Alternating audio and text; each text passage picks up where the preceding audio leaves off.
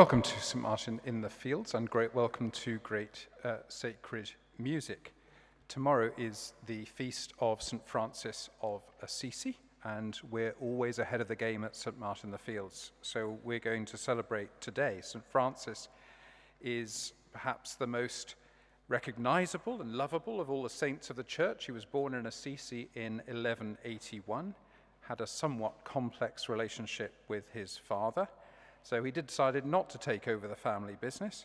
Instead, he decided to do battle against the neighboring city of Perugia, was captured and imprisoned. Through the humiliation of this experience, he started to realize his vocation to become an instrument of God's peace. Tried to give away his father's wealth to clothe the poor, having renounced his possessions, stood naked in the town square. That's where the story begins. Now, it's our tradition at Great Sacred Music to sing a hymn together at the beginning and end of each of our events, and we're going to do that today. If you'd like to take your leaflets, if you haven't got a leaflet, you'll find one on the little table in the center of the aisle. We're going to sing a hymn that may be very familiar to you. What may not be very familiar to you is that it wasn't written by St. Francis of Assisi. He never said these words. They were written by a priest called Esther Bouquerel in France just before the First World War. They ended up being printed on a Quaker leaflet at the end of the First World War. They put a picture of St. Francis on the back of the leaflet, and then it all got completely out of control. In 1967, Sebastian Temple, who was considered one of the most influential folk mass composers in the Catholic Church, born in South Africa, later moved to London where he worked for BBC News. He wrote the famous hymn, Make Me a Channel. He died in 1997. Why is that significant? Well, shortly afterwards, the hymn was used at the funeral service of Princess Diana, and the expression didn't exist then, but today we would say it went viral. We're going to remain seated. The voices stand and lead us as we sing Make Me a Channel of Your Peace.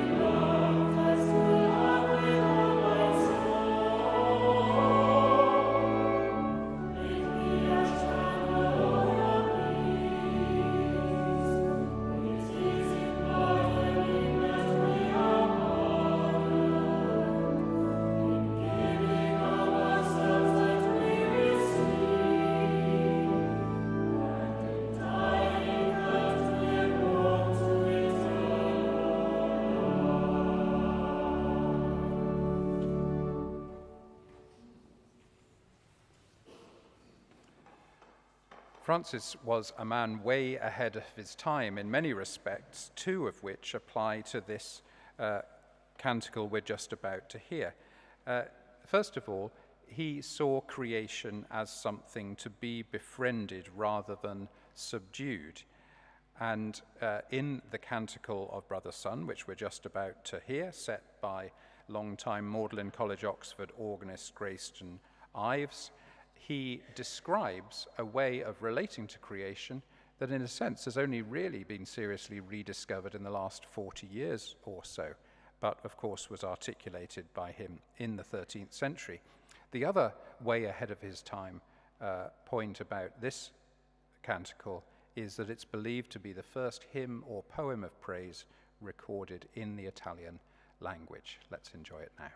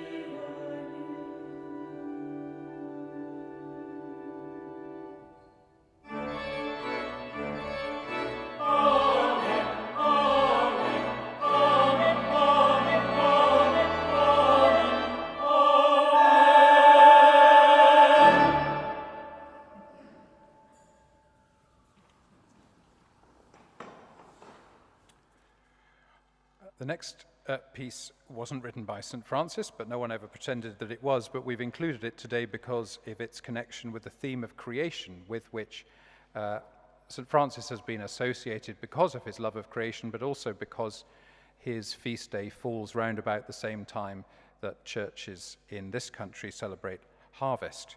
So the Benedicite is an apocryphal addition to Daniel chapter 3, comprising verses 35 to 65 in Catholic Bibles. You know about the Apocrypha. The Catholics see it as part of the Bible. The Protestants don't see it as part of the Bible. The Anglicans are still thinking about it, somewhere in the middle. It's sometimes known as the Song of the Three Children, since it's presented as Shadrach, Meshach, and Abednego's hymn of praise on their deliverance from Nebuchadnezzar's fiery furnace. If the composer Herbert Sumption's name is familiar, he's the person that composed that psalm about the ship, those who go down to the sea in ships with a staggering like the drunken man. You may know that part. He's a great lover of the created world and nature in general, and this is a full-throated celebration of the joys of creation. Oh, I should have also said, we're also going to hear after it, we're going to hear Francis's last words. He began to see himself as the brother of the poor and of all creation. One day he saw a leper coming towards him along a path. Leprosy was the most feared sickness of his age, yet he was drawn to embrace and kiss the leper. You might call it a Princess Diana moment, 8 centuries ahead of his time again. It epitomized his emerging call to perceive God's presence in all living things. He died on a dirt floor of a hut near his beloved Portincular chapel, and he said the words that we're going to hear in a few moments: "I have done what is mine, may Christ teach you what is yours." And the setting we're going to hear is set by Cecilia McDowell, who's a leading contemporary British composer based in Chiswick in West London, and a great friend of St. Martin-in-the-Fields.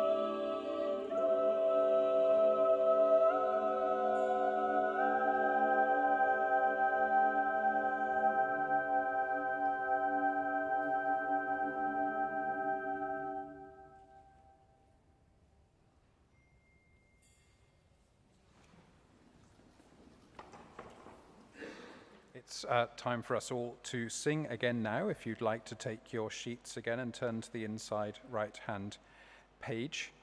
I'm going to tell you about two more ways, in fact, that Francis was way ahead of his time. The first was interfaith dialogue.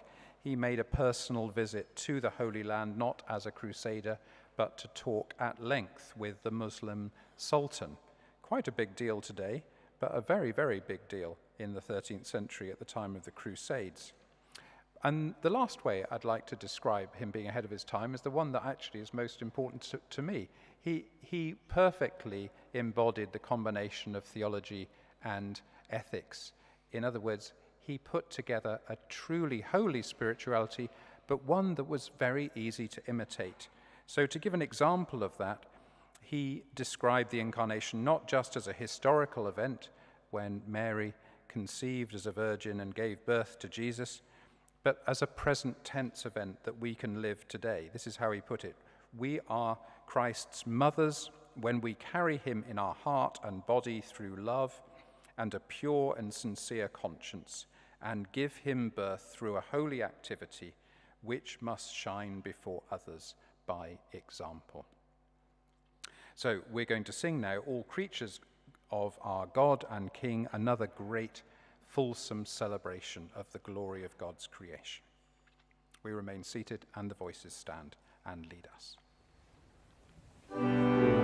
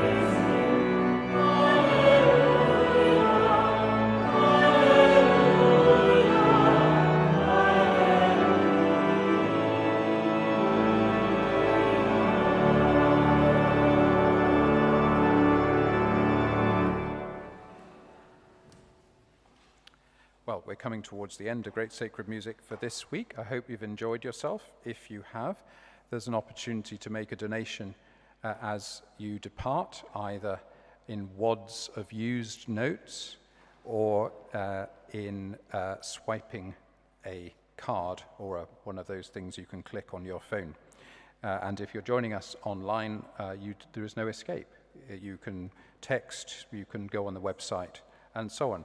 This tradition has been going now for 11 years, almost exactly, and the big news is it's going to have its second baby. Its first baby was about 3 years ago when we created Choral Classics on a Sunday afternoon, and on this coming Monday, its second baby is going to be born, called In Every Corner Sing, a new event of word and music with a focus on global themes. It's going to take music, just as Great Sacred Music takes music from the whole of the choral tradition back over 8 centuries or so. In Every Corner Sing is going to embrace the global tradition of music, very much in St. Martin's tradition of embracing diversity and the breadth of God's vocation of the church throughout the world.